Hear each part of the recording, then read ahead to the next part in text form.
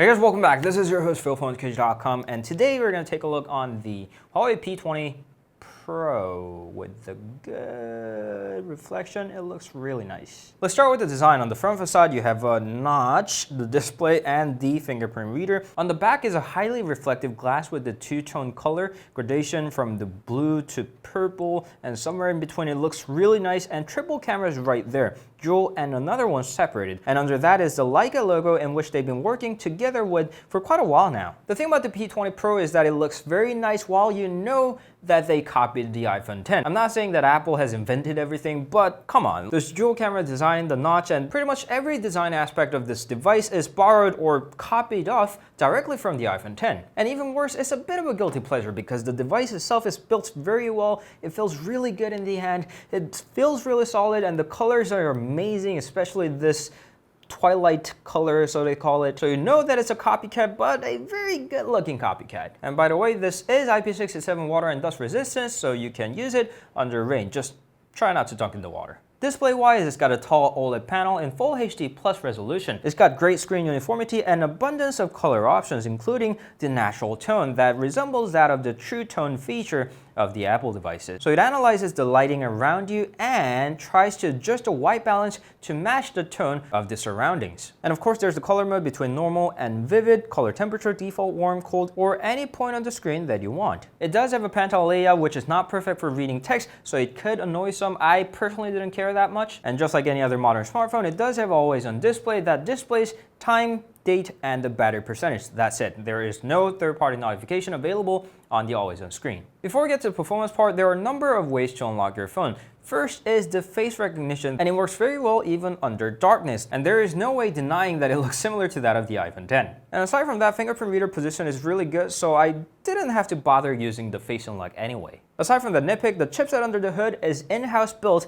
Kirin 970 processor. That's about the same performance as Snapdragon 835, which is a generation behind, but still pretty powerful. And the software that runs it is EMUI 8.1 based on Android Oreo, with the planned upgrade to Android Pie. Compared to the older versions, the EMUI 8.1 is very clean with straightforward menu system. And I also like the neat little features like the built-in screen recorder, or knocking twice on the screen to take a screenshot. And also, while the default setting for navigation bar is the virtual one, in which you can hide it with the little button, you can replace it with the on-screen navigation key, like a little bar here, or off-screen navigation button, which utilizes the fingerprint reader. Tap once for back, tap and hold for home, or swipe for multitasking. But the biggest feature of the P20 Pro is the camera, or rather, 3 cameras. You can launch it with the shortcut volume down twice quickly, and there are a number of menus: photo, video, pro, more, and there's portrait, night, aperture. That's a lot, but you don't really have to care that much because just like the other devices, this also has AI assistant. So it automatically recognizes the scene that you're trying to take of and chooses the best mode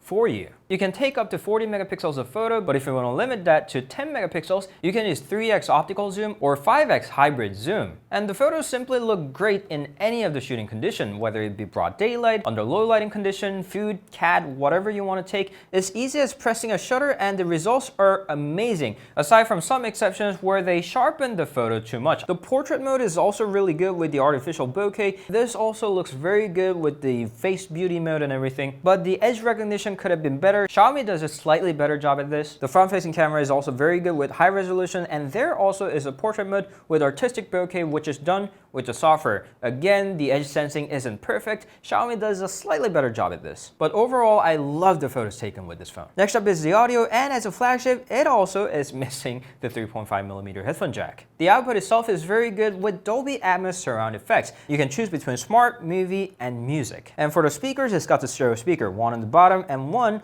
on the receiver, top right there. And you can enable the stereo plus mode that switches between treble and bass in the portrait mode, or left and right in the landscape mode. And just like the older Huawei devices, this also sounds great.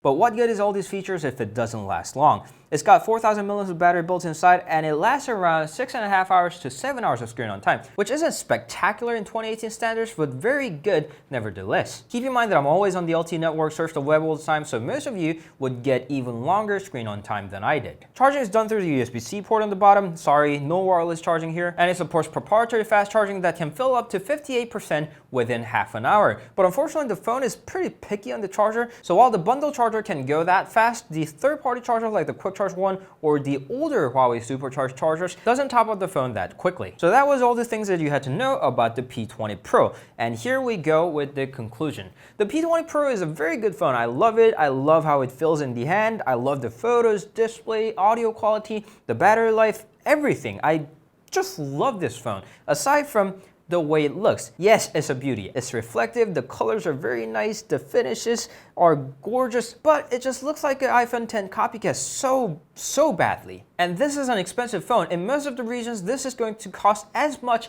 as the Samsung Galaxy S9. And when you're paying that much, when you're getting a premium flagship phone, you want to be proud of it. I'm not saying your phone dictates your life, but also on the inside a little bit. Look at the music icon, settings icon, and that face unlock icon. It's just too much for me. That's the thing. Like you should get original Huawei. There was a time where Huawei had some original design, but this is a shameless copy of the iPhone X. So that was the Huawei P20 Pro, a very nice phone, but still a shameless copy.